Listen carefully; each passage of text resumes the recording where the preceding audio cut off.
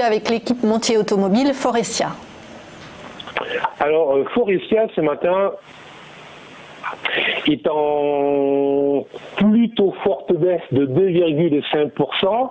Évidemment, c'est dans l'équipementier automobile fait partie des valeurs que l'on recherche, mais aussi des valeurs qui sont ballottées avec les rumeurs sur les annonces de la guerre commerciale entre les États-Unis et la Chine. Et évidemment, hier soir, on a vu qu'il y avait à nouveau des hésitations, à nouveau ça bloqué entre ce qui se produit donc à Hong Kong avec le vote du Sénat, etc. Donc évidemment, ce matin, ça va.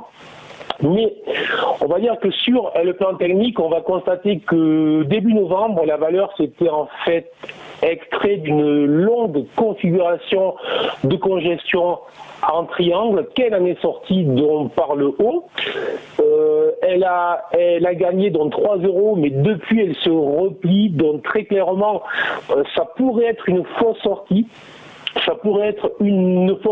Donc, moi, je conseille quand même de regarder pour des achats éventuels sur repli, sachant que plus que probablement la fameuse trade war ne va pas être réglée la semaine prochaine ni avant la fin de l'année. Donc, on va encore alterner entre des phases d'optimisme et des phases de pessimisme qu'on peut connaître ce matin. Donc, plutôt des achats sur repli pour essayer de jouer un retour sur le niveau des 52 euros.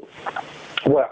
Avec prudence, avec prudence. Juste pour faire suite à ce que vous dites, effectivement, Peugeot qui est au cœur des échanges un peu houleux entre Fiat Chrysler et General Motors s'inscrit la plus forte baisse ce matin à l'ouverture avec moins 1,5%.